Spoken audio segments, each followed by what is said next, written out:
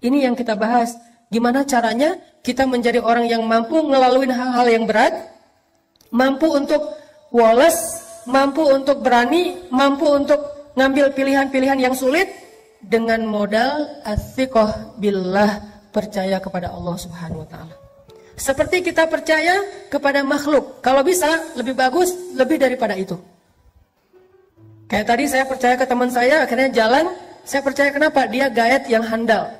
Pas misalnya kita ke satu kota yang kita nggak hafal jalannya, didampingin sama dia. Bahkan kalau udah jalan sama dia, kita udah nggak perlu pakai Google Map. Kenapa? Jalan dia itu lebih akurat daripada Google Map kadang-kadang. Kadang-kadang kan Google Map juga dia ngasih jalan yang mungkin udah belum diupdate, ternyata jalan itu udah ditutup. Kenapa ditutup? Lagi ada acara pengantenan. Google Map tahu? Nggak tahu. Kan Google Map nggak mengupdate setiap hari. Dia mungkin sebulan sekali atau entah berapa bulan sekali. Ya Allahu a'lam, saya nggak ngerti. Beberapa kali saya jalan nih, ditunjukin jalan alternatif yang paling cepat. Masuk kampung dong. Dan jalannya kecil tapi cepat, motong gitu. Oke, saya ambil nih naik mobil. Ternyata ditutup, jalan itu ditulis ditutup sementara, ada acara ngantenan. Akhirnya harus mundur lagi, malah lebih lama sampainya daripada ngambil jalan biasa. Kenapa? Dia nggak update. Teman saya yang orang daerah situ tahu banget, Ustaz jangan lewat situ, lagi ada acara ngantenan, di situ lagi ditutup jalannya, di situ lagi banjir, di situ lagi apa, lagi rusak atau apa. Dia lebih update. Sehingga pas saya jalan, saya trust banget sama dia. Udah nggak apa-apa deh, ikutin aja nasihat dia. Apakah kita trust kepada Allah kayak kita trust kepada dia? Sehingga ketika Allah mengatakan jangan yang ini buat bikin kamu celaka, ini aja jalan yang lurus. Ini aja jalan syariat, ini aja jalan yang baik, yang bahagia. Kita memilih jalan yang dipilih oleh Allah karena kita percaya Allah lebih tahu yang mana yang paling baik buat kita. Allah yang lebih update perubahan dinamika dalam kehidupan kita ketimbang diri kita sendiri. Allah lebih update, bukan hanya update, Allah lebih tahu masa depan yang bahkan belum terjadi.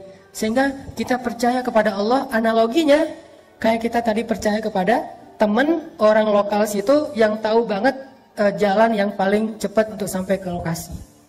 Ini namanya as-siqah billah.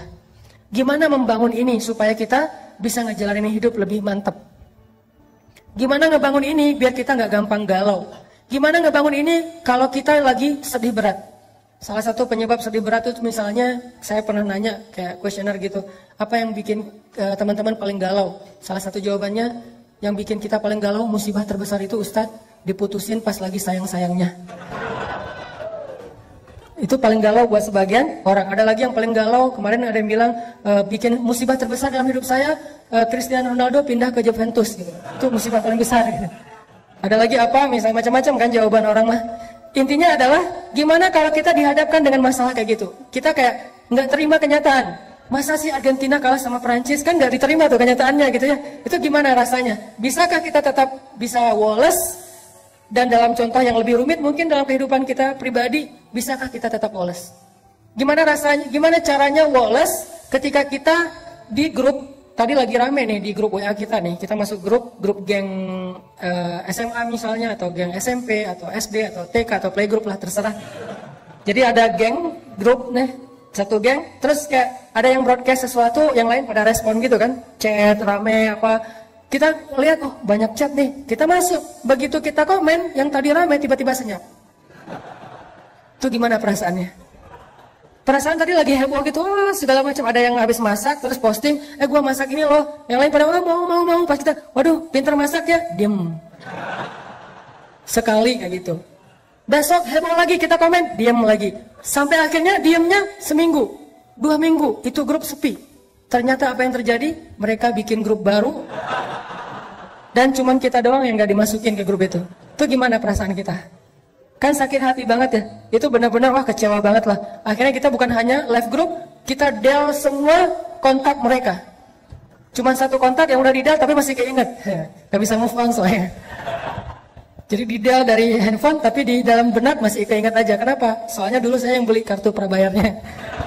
Intinya teman-teman, gimana kita mengkondisikan rasa di hati kita kalau kita lagi diuji kayak gitu. Kalau kita lagi diuji dengan ujian zulzilu, diguncang perasaan kita. Dengan celaan orang, dengan makian orang, dengan teman-teman yang ngejutekin kita, dengan teman-teman yang ngebully kita, dengan teman-teman yang ngediamin kita di grup dan seterusnya, dengan teman-teman yang tiba-tiba unfollow kita, dengan teman-teman yang tiba-tiba nge-haters kita di komen. Gimana kita ngejalaninya? Satu-satunya yang bikin kita kuat adalah as-siqah billah. Udah serahin aja sama Allah. Serahin aja sama Allah. Karena kalau Allah udah turut ikut campur, itu udah luar biasa. Lebih bagus cara Allah daripada cara-cara kita. Ini yang dibangun lewat belajar iman, belajar tajdidul iman, as-siqah billah. Coba teman-teman renungkan lagi kisah hijrah Nabi Shallallahu Alaihi Wasallam. Ada yang unik dalam hijrah Nabi itu. Saya kadang-kadang berpikir, kalau baca sejarah, sirah itu kan saya suka mencoba mengimajinasikan sirah ya. Gak suka baca sirah sekedar data, perang Badar 313 lawan 1000, Nabi lahir tahun ini, kemudian menikah tahun ini, usia sekian. Ini data sejarah, belum menjadi persepsi sejarah. Harusnya sejarah itu membangun persepsi kita, cara berpikir, bukan hanya sekedar wawasan dan data. Cuman adegan biasa, saya coba memikirkan, kenapa ya Nabi hijrahnya sama Abu Bakar? Ada orang bilang, gak usah tanya, ya udah emang kayak gitu. Bukankah sejarah Rasulullah itu adalah untuk orang-orang yang berpikir? Afala ta'qilun qul siru fil ardi tsumma anzuru, perhatikan. Kenapa Rasulullah SAW hijrahnya dengan Abu Bakar? Kenapa Nabi nggak hijrah bareng dengan Umar aja biar aman? Kan gitu ya? Coba lihat gimana Umar hijrah. Umar sebelum hijrah posting. Captionnya, ya ahla Makkah, ya ma'syara Quraisy, wahai penduduk Mekah, wahai pemuka Quraisy, dimention satu-satu, @Abu_Jahal, @Abu_Lahab, semuanya diposting apa? Dimention sama dia satu-satu tuh banyak banget yang dimention. Abu Jahal, Abu Lahab, Abu Sufyan, pokoknya semuanya dimention. Fa'lamu anni muhajir, ketahuilah saya mau berhijrah. Itu Umar, mau hijrah aja posting. Siapa yang pengen istrinya jadi janda, anaknya jadi yatim, tunggu saya di bukit belakang itu. Terus di Sherlock sama Umar, biar nggak kesasar, jelas gitu, di mana harus nunggu. Umar, dan ada yang berani komen nggak? Nge-like aja doang yang lain. Kalau nggak suka pun diam aja. Nggak ada Abu Jahal, Umar, wah habis lu Umar, Umar misalnya apa, dia marah-marah nggak berani. Apalagi mentahzir Umar, nggak ada yang berani. Kenapa? Umar ditakuti di Mekah. Umar itu jawara Mekah, salah satu di antara petarung Mekah yang terkenal, Umar, Khalid, Hamzah. Kalau Nabi pengen hijrahnya aman, harusnya bareng Umar dong. Sehingga ketika Nabi hijrah bareng Umar, Umar langsung instastory, gue lagi bareng dengan Rasulullah nih. Pengen hijrah ke Madinah, ada yang berani nunggu gua di jalan? Nggak ada yang berani kan? Kan aman hijrah Nabi, kenapa nggak bareng Umar aja? Itu pertanyaan saya. Wah, kenapa nggak dengan Umar ya? Kalau kayak gitu kan Umar aman banget, hijrahnya serombongan, nggak ada yang berani nungguin. Semuanya mulus jalannya. Kenapa nggak dengan Umar? Atau kalau Umar mungkin bukan keluarga Nabi, walaupun nanti jadi sahabat dekat, kenapa nggak dengan Hamzah? Yang secara status di Mekah sama kayak Umar, ditakuti. Jawara juga, pemanah ulung, pemburu, hunter. Dan beliau pamannya Rasulullah SAW sendiri. Kenapa nggak dengan Hamzah? Sehingga kalau misalnya Rasulullah lagi hijrah, terus orang-orang ngelihat yang ngedampingin atau yang ngawalnya adalah Hamzah, nggak ada yang berani ngedekat. Kenapa nggak dengan Hamzah? Atau kenapa nggak dengan Utsman? Supaya dikasih fasilitas hijrah yang nyaman, dikasih mobilnya Alphard. Kemudian nanti di perjalanan di rest area itu pilih rest area yang paling bagus, ada bisnis lounge-nya, bisa duduk nyaman, nggak perlu susah-susah, nggak akan kehujanan, nggak akan kepanasan. Karena Utsman orang kaya, kenapa nggak dengan Utsman? Atau kenapa nggak dengan tokoh-tokoh lain yang punya pengaruh di dalam kabilah orang Mekah? Kenapa Abu Bakar As-Siddiq? Satu, secara fisik Abu Bakar itu nggak seperti Umar bin Khattab. Beliau nggak lemah, karena kalau dibandingkan kita, Abu Bakar lebih tangguh. Soalnya Abu Bakar gitu-gitu mujahid. Tapi di antara orang Mekah, beliau tidak dikenal sebagai petarung. Kenapa Abu Bakar yang dikenal sebagai orang yang paling lembut? Kenapa Abu Bakar yang hartanya udah habis? Ya, Abu Bakar itu pernah jadi orang kaya, tapi sekarang lagi jatuh miskin sejak membantu dakwah Nabi, terutama habis di boykot selama 3 tahun.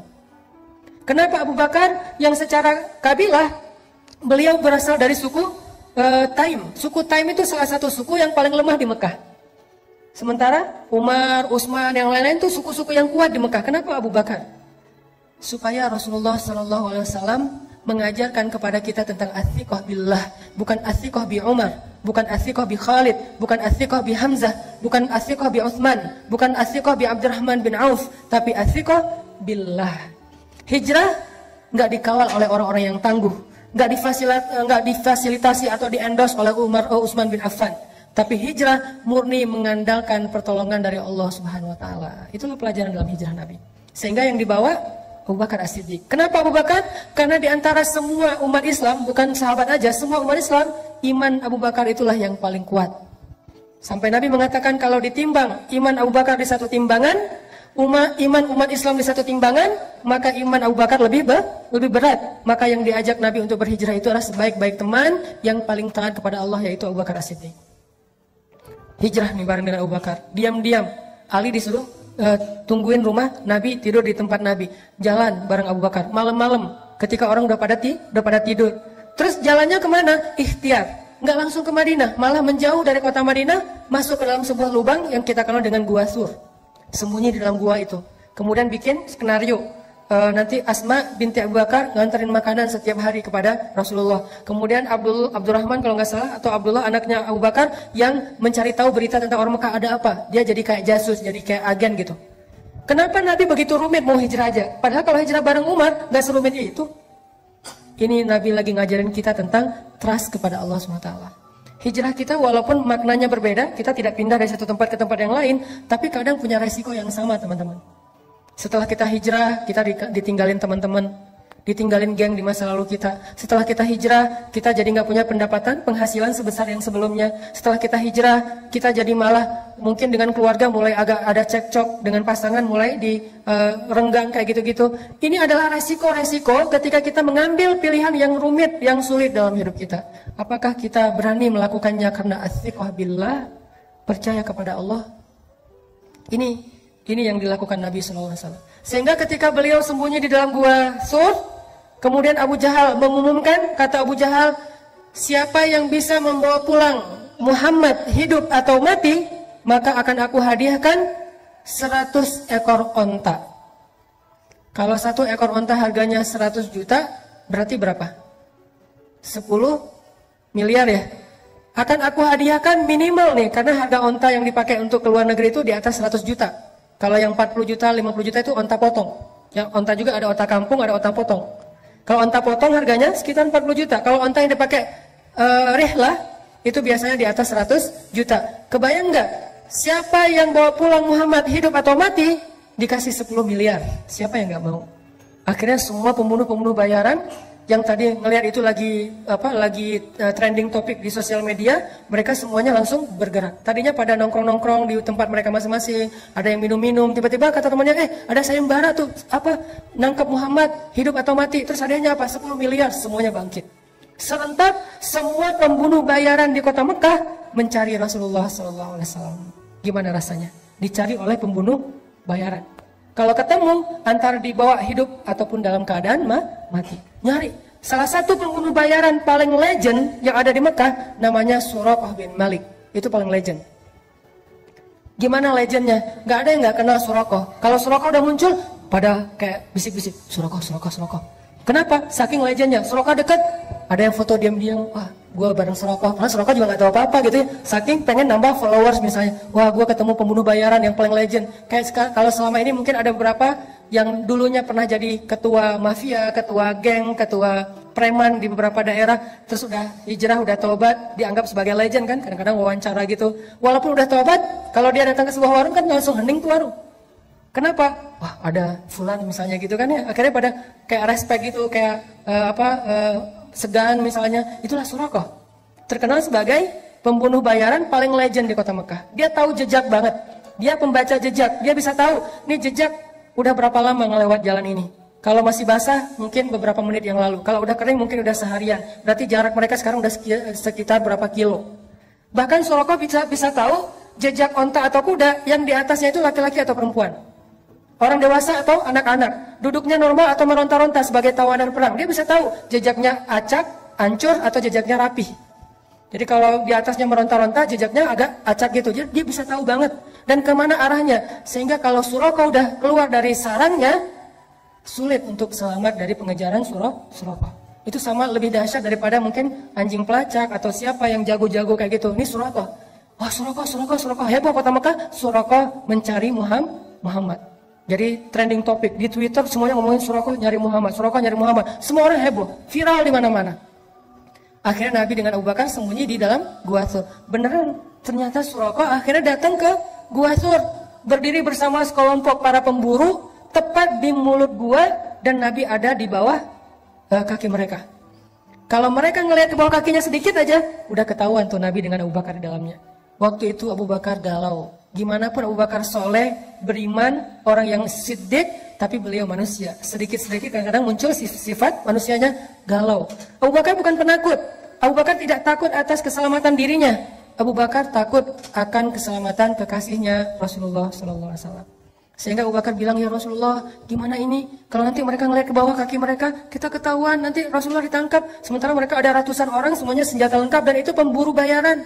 Mereka itu pembunuh, sementara kita nggak punya senjata apa-apa. Gimana ya Rasul, gimana? Kita cuma berdua, mereka banyak.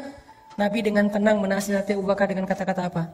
Ya Abu Bakar, ma zannuka bisnain, Allahu salisuhuma. Ya Abu Bakar, kenapa kamu pikir kita cuma berdua? Bukankah Allah yang ketiga? Coba nasihat Rasulullah SAW. Ya Abu Bakar, ma zannuka bisnain, Allahu salisuhuma. Kenapa kamu berpikir kalau kita tuh cuma berdua, Abu Bakar? Kalau berdua, oke, kita takut. Tapi bukankah Allah yang ketiga? Baru Nabi mengatakan, la tahzan, innallaha ma'ana. Jangan khawatir Abu Bakar, Allah bersama kita. Seketika itu juga Abu Bakar tenang. Ala bidzikrillah. Ini arti dari ayat tersebut. Ala bidzikrillahi tatma'innul qulub. Bukankah ketika kita mengingat Allah hatinya harusnya menjadi tenang? Itu ciri orang yang beriman. Ketika kita galau, tenang aja ada Allah. Tenang, berarti masih beriman. Ketika kita ada sesuatu yang membuat kita khawatir, resiko atau ancaman, tiba-tiba kita bilang, ya udah deh, serahin aja sama Allah. Tenang, berarti dia orang yang beriman. Kenapa? Innamal mu'minun idza dzukirallahu wajilat qulubuhum. وَإِذَا تُلِيَتْ عَلَيْهِمْ آيَاتُهُ زَادَتْهُمْ إِيمَانًا وَعَلَى رَبِّهِمْ يَتَوَكَّلُونَ. Orang beriman kalau disebut nama Allah langsung tergerak hatinya untuk makin mantap. Wajilat itu hatinya bergairah kembali. Yang tadi itu udah kayak udah mau mati tuh, hatinya udah lemah, tiba-tiba bergairah lagi, detak jantungnya udah mulai normal lagi. Kenapa? Ada nama Allah. Terus kalau dibacakan ayat-ayat nasihat, misalnya la tahzan innallaha ma'ana, terus ayat yang lain tabarakalladzi biyadihil mulk dan seterusnya, dia bertambah zadatuhum imana, makin yakin sama Allah. Hasilnya apa? Wa ala rabbihim yatawakkalun. Ya udah serahin aja deh sama Allah. Itu mukmin. Sehingga Abu Bakar awalnya galau dikit terhadap keselamatan Rasulullah. Rasulullah mengatakan, "Ya Abu Bakar,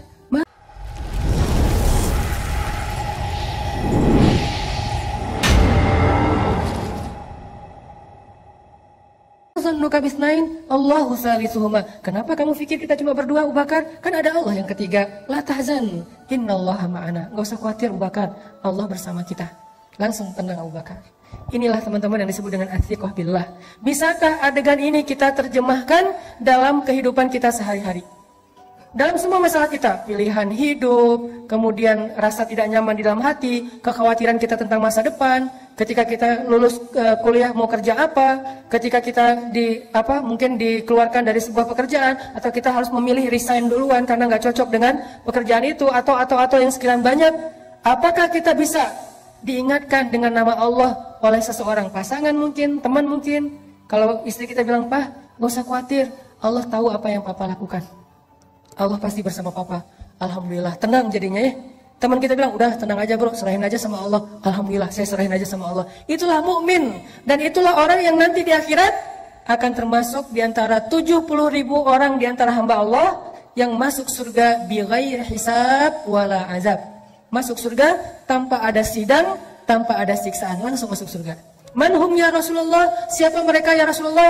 Salah satunya selain orang-orang yang la yatatayyarun wala yaskun wala yastarqun wala yarqun dan seterusnya, yang terakhir apa? Wa ala rabbihim yatawakkalun, orang yang selalu berserah kepada Allah SWT. Athiqah, percaya sama Allah. Bisa nggak teman-teman kita kayak gitu dalam hidup kita? Seberapa kuat percaya kita sama Allah? Cara ngukurnya gini. Kalau saya ambil benda kayak gini nih, dalam keadaan normal, ini buah salak, saya lempar ke atas, ada nggak teman-teman yang masih berpikir buah ini nggak akan jatuh ke bawah?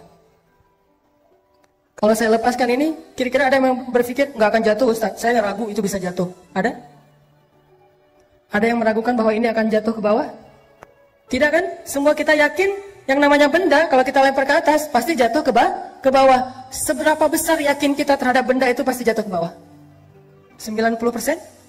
100%? Sekarang coba bandingkan dengan yakin kita kepada Allah. Harusnya yakin kita kepada pertolongan Allah seyakin kita kepada benda yang kalau dilempar pasti jatuh ke bawah. Gak mungkin gak? Kalau bisa lebih dari itu lebih keren. Segitu aja tuh udah keren. Bisa gak kita segitu yakinnya sama Allah? Tenang aja udah, kalau sama Allah beres. Kalau sama Allah gampang, kalau sama Allah pasti bagus, kalau sama Allah itu pasti ada jalan keluar, kalau sama Allah itu pasti bahagia, kalau sama Allah itu yakin, saya yakin benda yang kalau kita lempar ke atas pasti jatuh ke bawah, tidak ada satu ruang dan celah pun untuk ragu. Itu baru athiqah billah. Kalau kita udah ada di tahapan itu, kita akan melihat banyak sekali keajaiban-keajaiban Allah terjadi dalam hidup kita. Sampai ke tingkat seperti itu. Nanti kalau udah sampai di situ, baru kita latih lebih dari itu. Sehingga para sahabat radhiyallahu anhum, kalau Nabi nanya sesuatu kepada mereka, jawaban mereka selalu Allahu wa rasuluhu a'lam. Ada onta, misalnya Nabi nanya, itu onta berapa kakinya? Mereka ngelihat dengan matanya, kaki onta ada 4, tapi jawaban mereka apa? Allah dan Rasul lebih tahu berapa kaki onta. Kalau Nabi bilang 5, sadaqallahu wa rasuluh, benarlah Allah, benarlah Rasul. Kenapa? Saking yakinnya kepada Allah dan Rasul. Ini namanya athiqah. Dan athiqah inilah yang selalu menjadi modal kemenangan, kesuksesan, kebahagiaan, dan keberuntungan orang-orang yang beriman dalam banyak kesulitan. Dan salah satu kesulitan yang paling rumit itu adalah perang Badar yang direkam oleh Allah di dalam surat Al-Anfal. Sehingga surat Al-Anfal dikenal juga dengan nama Suratul Badar, surat perang Badar. Surat perang Badar. Sebelum Allah Subhanahu wa taala memberi kejutan-kejutan kemenangan dalam perang Badar, Allah pengen muji dulu athiqahnya para sahabat kepada Allah. Coba teman-teman buka deh surat Al-Anfal, biar kita nanti bisa ulang-ulang di dalam bacaan kita atau di rumah, bahwa surat ini adalah surat ngajarin kita tentang akidah challenge. Ini salah satu contoh akidah challenge di surat Al-Anfal. Coba lihat ayat 7. Coba lihat ayat 7. Surat Al-Anfal. Surah Al-Anfal itu surat ke-8 ayat 7. Ini akidah challenge nih di ayat 7. Ketika para sahabat dikasih pilihan sama Allah. Apa kata Allah? Wa idh ya'idukumullahu ihdat ta'ifataini annaha lakum wa tawadduna anna ghayra dhati syawkati takunu lakum wa yuridu Allahu an yuhiqqal haqqa bi kalimatihi wa yaqta'a dabiral kafirin. Ini akidah challenge. Apa artinya? Dan ingatlah kisah ketika Allah menjanjikan kepada kalian salah satu dari 2 golongan yang akan kalian hadapi adalah bagian kalian. Sedangkan kalian menginginkan bahwa golongan yang tidak memiliki kekuatan senjatalah yang menjadi bagian kalian. Tetapi Allah ingin membenarkan yang benar dengan ayat-ayatnya dan memusnahkan orang-orang yang kufur sampai ke akar-akarnya. Apa yang terjadi? Coba nanti baca lagi sirah perang Badar secara utuh dari awal sampai akhir. Kan skenario awal dari perang Badar itu apa teman-teman? Karavan dagang Abu Sufyan baru pulang dari Syam, ngelewatin jalur dekat kota Madinah. Apa yang dibawa oleh karavan dagang ini? Karavan dagang ini membawa hasil jualan harta orang-orang muhajirin yang diambil alih, dirampas oleh orang Quraisy, termasuk Abu Sufyan, sebelum Abu Sufyan masuk Islam. Jadi ketika kaum muhajirin hijrah ke Madinah, pasar mereka, ternak mereka, kebun mereka, rumah mereka, aset mereka dijarah, diambil alih oleh orang-orang Mekah, orang-orang Quraisy seperti Abu Jahal dan yang lainnya, lalu dijual ke Syam. Nah sekarang pulang dari Syam membawa hasil keuntungan dari rampasan itu, sehingga Nabi SAW mengajak orang-orang muhajirin, ayo kita ambil kembali harta kita.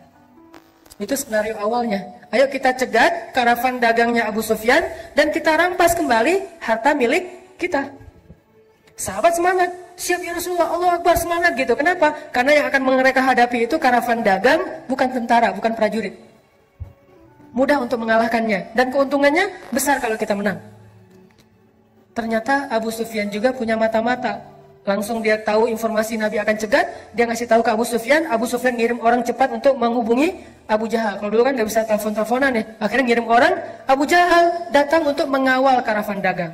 Dengan apa? Dengan satu pasukan yang isinya adalah pembunuh bayaran. Yang isinya sebagiannya adalah pembunuh bayaran, sisanya petarung-petarung hebat, termasuk senior-senior ada di dalamnya. Pasukan yang jumlahnya 1.000 orang kurang lebih. Sekarang ada 2 target. Satu, karavan dagang yang mudah dilumpuhkan dan untungnya besar. Satu lagi, pasukan perang yang sulit dikalahkan dan untungnya kecil. Apa yang mau diambil dari pasukan perang? Paling ghanimahnya ya gitu-gitu aja, pedang, perisai, onta. Kalau ini emas, sutra, segala macam kan ya. Wa idh ya'idukum, ketika Allah memberikan kalian pilihan ta'ifatain, 2 kelompok, mana yang kalian inginkan? Ternyata kaum muslimin menginginkan yang mana? Manusiawi. Yang tetap Abu Sufyan, Rasul, kita nggak usah beralih ke yang lain, ini aja istiqomah. Dari awal kan emang pengennya ini. Kan emang rencana awal kita pengen mencegat karavan dagangnya Abu Sufyan. Ngapain sih harus ngadapin Abu Jahal? Udah biarin aja, ntar dia juga pulang sendiri kalau dia nungguin kita nggak datang. Para sahabat memilih ini. Ternyata Allah memilih yang Abu Jahal. Disinilah kaum muslimin galau. Duh, ada yang kecewa. Coba baca ayat sebelumnya. Gimana bentuk kegalauan mereka? Ayat 5. Kama akhrajaka rabbuka min baytika bil haqq wa inna fariqam minal mu'minina lakarihun. Apa kata-kata terakhirnya? Lakarihun, benar-benar gak suka. Itu perasaan Ahlu Badar, itu perasaan kaum muslimin, dan itu bukan orang Islam biasa loh. Awalun, as-sabiqun al-awwalun minal muhajirin, itu awalunnya muhajirin. Lebih dahsyat daripada awalunnya Ansar, dan kedua-duanya keren.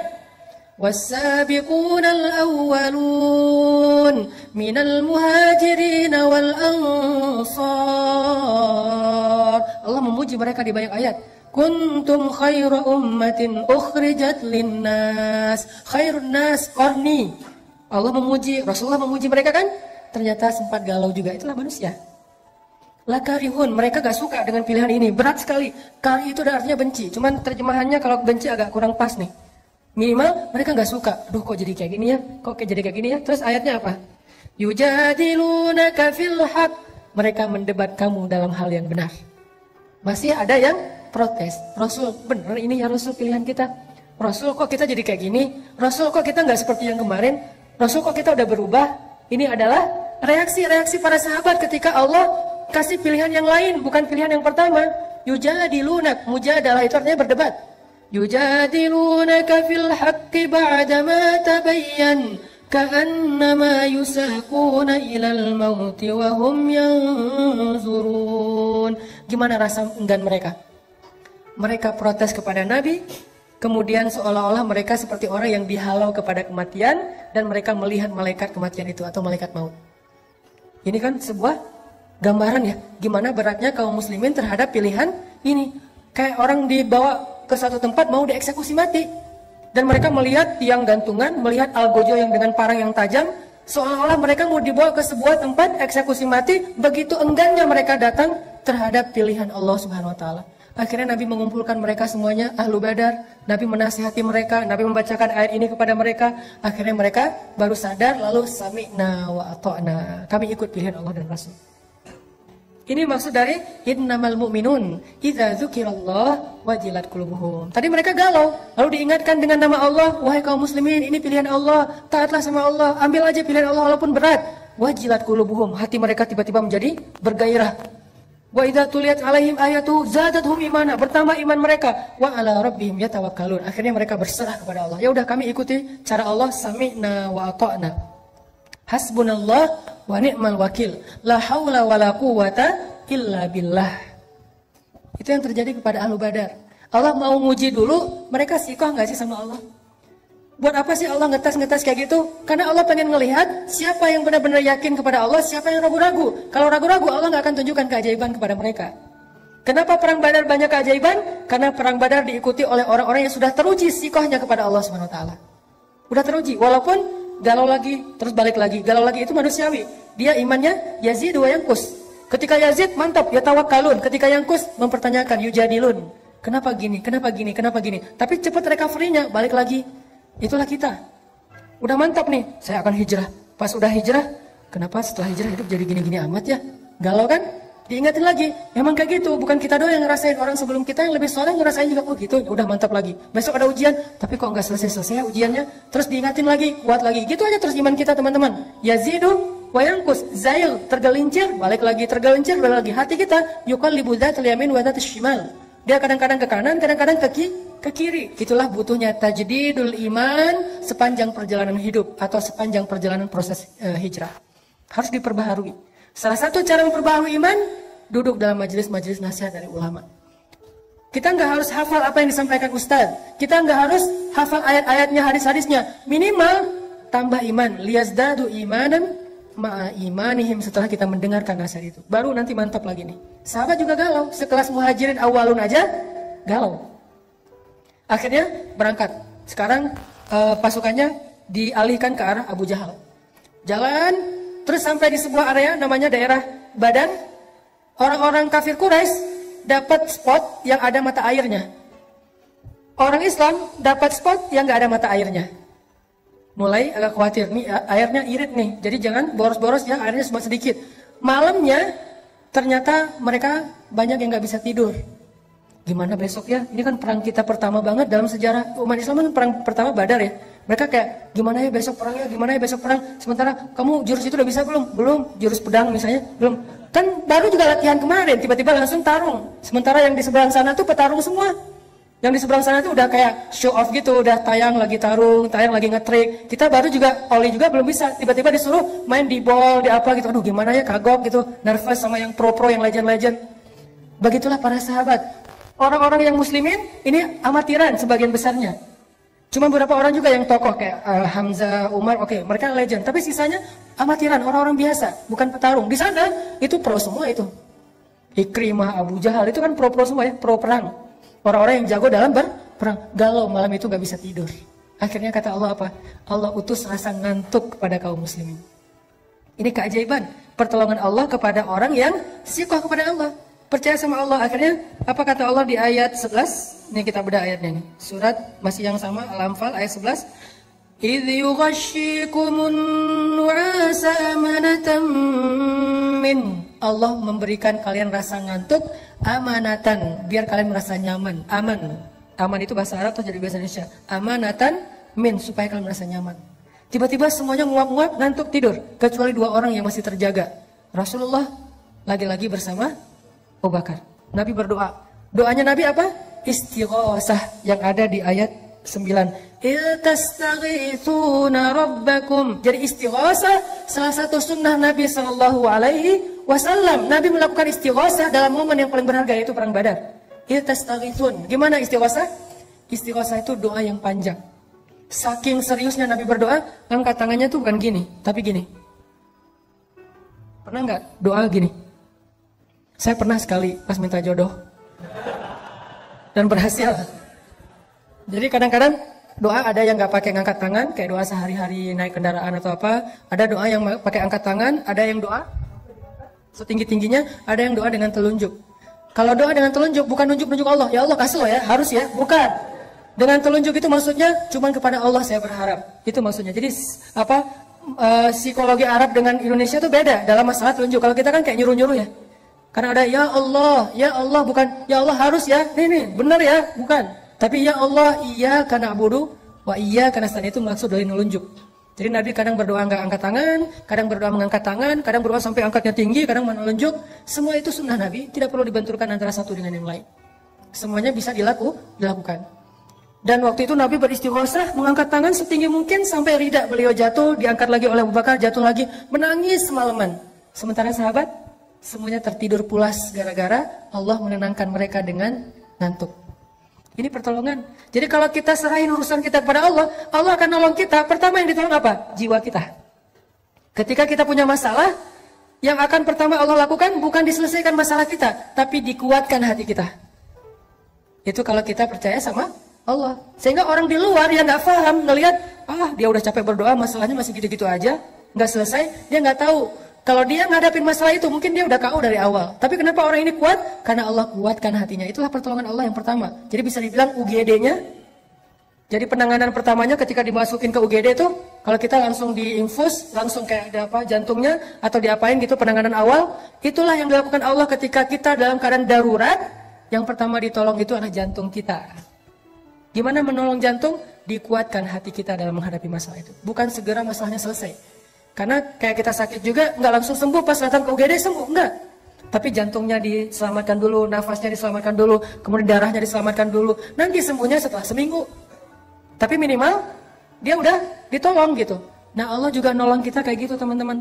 Di awal ketika kita percaya sama Allah, ya Allah saya lagi ada masalah, tapi Engkau lah yang maha kuasa atas segala sesuatu. Saya tenang ada Engkau ya Allah. Saya mengandalkan Engkau banget ya Allah. La haula wala quwata illa billah. Hasbiyallahu wa ni'mal wakil. Udah, setelah itu Allah akan tolong hati kita. Gimana ditolong hati? Kalau dalam konteks surat Badar, mereka tertidur semuanya, tenang hatinya. Kita juga bisa gitu, kadang-kadang kenapa ya akhir-akhir ini saya gampang ngantuk, soalnya habis diputusin. Jadi gampang ngantuk, itu cara Allah, soalnya habis lagi banyak utang, jadi tidur aja kerjaannya. Soalnya misalnya lagi banyak yang ngebully, akhirnya dia gampang tidurnya nyenyak, malah makin dibully makin nyenyak tidurnya. Kenapa? Sebelum tidur minum Neozat misalnya. Yang jelas, tidur kadang adalah solusi dari Allah untuk hamba-hambanya. Sehingga dia dibikin tenang. Salah satu yang dikasih solusi tidur siapa? Ashabul Kahfi. Allah tidurkan mereka. Ternyata yang ditidurkan itu bukan cuma Ashabul Kahfi. Ahlu Badar juga ditidurkan oleh Allah. Ini ayatnya. Idh yughashshikumun nu'asa amanatan min. Cuman tidurnya nggak sampai 300 tahun. Tapi pesan moralnya sama. Tidur yang membuat mereka nyaman. Amanatan, menjadi tenang mereka. Selesai sudah masalahnya? Belum. Setan juga nggak nyerah teman-teman. Habis itu setan datang dalam mimpi mereka. Jadi tadi setan nggak bisa yuwaswis ketika mereka sadar karena Allah bikin mereka ngantuk. Sekarang setan yuwaswis ketika mereka tidur. Masuk dalam mimpi mereka satu-satu setan. Kan setan itu dia jerima jerat dam kan? Dia ngalir dalam aliran darah manusia. Dia bikin mimpi sahabat tuh jadi mimpi basah. Maaf. Akhirnya sebagian besar sahabat malam itu saking nyenyaknya tidur bangun-bangun dalam keadaan janabah junub. Mimpi basah. Siapa yang ngerjain itu? Setan. Kok usah nyalahin setan? Emang salah? Salahnya apa? Siapa suruh jadi setan? Satu-satunya suuzon yang berpahala adalah suuzon kepada setan. Dan satu-satunya husnuzon yang berdosa adalah husnuzon kepada setan. Ustaz, jangan salahin setan, kasihan. Setan gak ada apa-apa kok. Enggak, itu husnuzon kepada setan gak boleh. Harus suuzon. Kayak Yusha, muridnya Musa. Ketika jalan touring bareng dengan Musa, mau nyari guru kan? Khidir. Terus tiba-tiba di tengah jalan ikan yang dipegang sama Yusha berenang lagi padahal udah mati. Terus Yusha lupa nyeritain itu ke Musa, jalan pas udah lapar Musa bilang, mana ikan kita? Aduh saya lupa. Apa kata-kata Yusha dia dalam ayat itu? Wa ma ansanihu illa asyaitanu an adzkurah. Tidak ada yang membuat saya lupa akan peristiwa itu kecuali setan tuh, kata Yusha. Apakah Musa bilang, kok kamu nyalahin setan sih, nyari kambing hitam deh? Enggak kan? Kenapa? Karena setan yang untuk disalahin. Jadi ketika ada dua orang, teman sahabat, cowok cewek dan bukan mahram ya. Mereka salah satunya misalnya si cowoknya nelfon, aku anterin ya. Jangan deh, aku tunggu jemputan aja. Tapi lama nggak apa, aku anterin kok. Kamu nggak percaya sama aku. Bukan nggak percaya sama dia, nggak percaya sama setan. Jadi kalau kita menjaga hubungan kita jarak dengan lawan jenis, walaupun dia sahabat karib kita, ipar kita, sepupu kita bukan nggak percaya sama dia, kita percaya banget sama dia, tapi kita nggak percaya sama setan. Itu analogi berpikirnya. Sehingga jangan sampai kita menganggap teman kita yang nggak mau jalan bareng kita, nggak mau semobil dengan kita, seolah-olah dia kayak ngeraguin kita. Bukan. Jangan suzon dulu, jangan menjudge. Karena dia sangat yakin sama kita, sangat percaya sama kita, tapi dia sangat ragu kepada setan yang ada di antara kita. Sehingga dua orang yang sama-sama soleh bisa aja tergelincir, bukan karena niat buruk, tapi karena mereka memberi kesempatan kepada setan untuk menggoda mereka. Akhirnya setan datang, sahabat pada mimpi, basah, janabah, pas bangkit dari tidurnya, mereka harus mandi junub. Sementara air kurang. Ini gimana nih, kita harus mandi junub tapi nggak ada air. Mulai galau. Galau yang kedua nih, galau yang ketiga. 3 kali galau. Gimana kita akan berperang? Katanya ini perang suci tapi kita kotor. Katanya kita akan menghadapi musuh sementara kita juga najis. Gimana ini, gimana ini? Galau berat. Akhirnya Allah turunkan apa teman-teman? Hujan. Luar biasa ya, cara Allah nolong. Coba lihat ayatnya. Masih ayat 11. Wa yunazzilu 'alaikum minas samaa'i ma'an liyutahhirakum bih wa yudhhiba 'ankum rijzasy syaitan. Allah turunkan air dari langit sehingga para sahabat tiba-tiba langsung bisa mandi janabah di bawah hujan dan mereka bertakbir Allahu Akbar, Allahu Akbar. Dan hujan itu anehnya lokal banget, cuman di campnya para sahabat doang. Camp seberang tuh nggak hujan. Yang camp seberang gini aja, kok di sana hujan sih? Yang di sini hujan, di sana kering. Itu kayak gitu banget cara Allah ngasih rezeki ya. Keajaiban ini muncul gara-gara dari awal mereka sudah lulus ujian ats-tsiqah billah. Jadi kalau kita memulai satu urusan kita dengan tsiqah billah, udah serahin aja. Lika-likunya tuh Allah ya akan ngasih kejutan. Banyak banget kejutan-kejutan indah. Udah selesai di situ belum? Udah pada mandi, udah pada segar, malah lebih segar daripada sebelum tidur gitu ya. Udah segar banget. Pas mau menghadapi musuh, mereka ngelihat musuh ini tangguh-tangguh dengan, kan kaum muslimin dalam perang Badar yang pakai kuda itu cuma 2 orang kalau nggak salah, sisanya jalan kaki. Sementara musuh sebagian besarnya pakai kuda dan onta, pakai perisai, pakai baju besi, pakai pedang yang lebih panjang, lebih gede daripada kaum muslimin. Kan gentar juga nih ngelihat musuh yang gagah-gagah. Gagah-gagah juga ya. Akhirnya apa? Allah tolong lagi. Tiba-tiba pas mereka ngelihat ke langit, mereka ngelihat barisan cewek-cewek. Maaf, bukan barisan malaikat. Barisan malaikat berbaris di langit. Jangan lihat ke atas. Saya aja yang udah punya pasangan. Insya Allah aman. Ntar gak dibukain pintu. Ternyata pas ngeliat ke langit, itu udah banyak barisan malaikat. Jadi menurut saya, perang Badar yang paling benar itu logikanya bukan 300 lawan 1000. Karena kaum muslimin itu bukan 300 orang. 300 orang plus 1000 malaikat. Jadi perang Badar itu yang benar adalah 1300 lawan 1000. Karena ditambah malaikat. Sebetulnya satu malaikat juga cukup loh kalau kita mau berpikir logis ya. Allah ngapain sih banyak-banyak, ngirim satu aja udah cukup lah. Untuk ngalahin musuhnya cuma dihembus aja kan habis ya. Kenapa sampai 1000? Karena tujuan malaikat diturunkan bukan cuma untuk membunuh musuh, tapi menenangkan kaum muslimin. Kayak gitu banget kan Allah memperlakukan orang yang beriman. Dikirim 1000 malaikat yang turun berduyun-duyun, pakai ikat kepala hijau, kemudian pakai jubah putih, kemudian mereka menyambar dengan cepat seperti angin, sehingga kaum muslimin ngeliat, perang belum mulai kok udah pada duluan sih. Malaikat duluan yang jalan. Aktif banget nih malaikat gitu ya, luar biasa. Sehingga kaum muslimin ya udah deh, ngopi-ngopi dulu kalau bahasa kita ya. Udah duluan malaikat aja kalau bahasa kita nih. Jadi intinya kayak gitu banget Allah memperlakukan kaum muslimin. Kenapa? Ats-tsiqah billah. Pokoknya udah serahin aja sama Allah, hidup kita bakalan nyaman banget.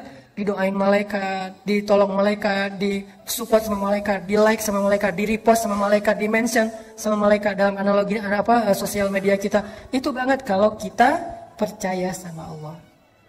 Tapi begitu kita ats-tsiqahnya berganti kepada logika, kita lebih yakin kepada hitung-hitungan matematika kita, maka hilanglah semua peluang kita untuk melihat keajaiban dalam hidup kita. Bisa dibilang perang Badar itu hampir kaum muslimin tuh nggak ikut perang. Cuman dikit doang perangnya, sisanya malaikat yang sebetulnya berperang. Coba nanti baca kisah perang Badar dari angle musuh. Jadi yang dibaca jangan cuman versi orang Islamnya, jangan cuman versi riwayat kita. Coba baca Nat Geo-nya mereka deh. Nat Geo-nya musuh. Ternyata menurut musuh-musuh yang nantinya akhirnya masuk Islam, mereka bilang, alhamdulillah saya selamat hari itu. Itu kejadian luar ngeri banget. Waktu itu saya berada di pasukan musuh, saya belum dapat hidayah. Ketika kita akan berperang dengan kaum muslimin, yang kita lihat itu bukan kaum muslimin, tapi deretan makhluk yang memakai ikat kepala hijau. Mereka turun dari langit menyambar kami. Tiba-tiba saya menutup kepala dan mata saya hanya mendengar teriakan teman-teman saya yang dipenggal oleh para malaikat. Ketika saya membuka mata saya melihat tubuh teman-teman saya sudah terkapar di atas tanah. Itu kerjaan siapa? Bukan kerjaan kaum muslimin, malaikat. Kaum muslimin datang udah beres. Aduh, beres. Beres nih, diberesin sama malaikat. Kenapa? Ats-tsiqah billah. Percaya aja sama Allah, beres. Gak ada yang sulit kalau Allah udah ikut campur. Inilah pentingnya kita ngandelin Allah dalam masalah kita, dalam hidup kita, dalam hajat-hajat kita, dalam cita-cita kita. Saya punya cita-cita secara pribadi dalam urusan dakwah, yang 3 tahun yang lalu orang menganggap itu berlebihan. 3 tahun yang lalu orang menganggap itu nggak mungkin. Salah satunya adalah gimana menghijrahkan teman-teman motor. Kalau dulu namanya geng motor, kalau sekarang udah jadi ormas. Gimana pemerintah juga nggak bisa segala macam. Alhamdulillah bukan karena saya hebat, karena Allah terlibat. Akhirnya Allah bujuk hatinya, Allah ikat hatinya. Tiba-tiba mereka jadi senang kepada masjid, senang kepada ilmu, senang kepada ta'lim. Itu kenapa? Karena kita melibatkan Allah. Program pemerintah kalau nggak melibatkan Allah susah. Program sosial nggak melibatkan Allah susah. Gimana pun teorinya rumit. Pemerintah bikin regulasi apa segala macam untuk masalah sosial apa susah. Termasuk nanti mempersaudarakan 2 supporter bola yang sering tarung, itu nggak cukup dengan program pemerintah, nggak cukup dengan program dari PSSI, nggak cukup dengan program Menteri Sosial, harus pakai program dakwah. Kenapa? Di dalam program dakwah lah Allah terlibat. Dan mereka semuanya punya hati, dan yang memegang hati mereka itu jemari-jemari Allah. Jadi kalau pengen hati mereka diikat, fa'allafa baina qulubikum fa asbahtum bi ni'mati ikhwana. Caranya gimana? Wal takum minkum ummatun yad'una ilal khair wa ya'muruna bil ma'ruf wa yanhauna 'anil munkar. Lewat dakwah itu keajaiban terjadi. Jadi saya percaya banget nih, antara beberapa supporter bola di Indonesia yang selama ini mungkin sering ada masalah, bisa diikat hati mereka, bahkan jadi ikhwana, bersaudara dengan media dakwah. Kenapa? Di dalam media dakwah itu Allah terlibat untuk menggenggam hati hamba-hambanya. Buktinya, berapa ratus tahun orang-orang Aus dengan Khazraj berperang di Madinah. Tiba-tiba datang Nabi, dengan izin Allah mereka menjadi Ansor. Gimana antara Muhajirin dan Ansor yang gak saling kenal, tiba-tiba menjadi lebih erat daripada saudara kandung. Siapa yang bekerja di balik ini semuanya? Allah Subhanahu wa Ta'ala. Ternyata banyak hal yang gak mungkin terjadi, mungkin banget buat Allah.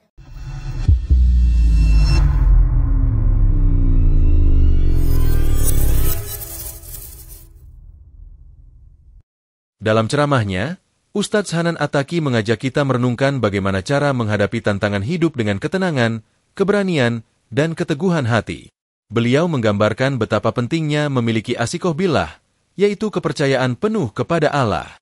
Ustadz Hanan memberi analogi sederhana. Ketika kita percaya pada seorang teman yang paham jalan di suatu kota, kita tidak lagi membutuhkan Google Maps karena yakin dia lebih tahu. Begitu pula seharusnya kita percaya kepada Allah, bahkan lebih dari itu, karena Allah lebih update dalam memahami segala dinamika kehidupan kita, mengetahui apa yang terbaik, bahkan sebelum kita menyadarinya. Lebih dalam lagi, Ustadz Hanan menceritakan kisah hijrah Nabi Muhammad SAW sebagai contoh nyata dari konsep kepercayaan ini. Mengapa Nabi memilih Abu Bakar sebagai pendamping hijrah, bukan Umar atau Hamzah yang terkenal tangguh? Jawabannya adalah untuk menunjukkan bahwa pertolongan Allah lebih utama daripada kekuatan manusia. Saat bersembunyi di Gua Sur dan para musuh hampir menemukannya, Abu Bakar sempat merasa cemas.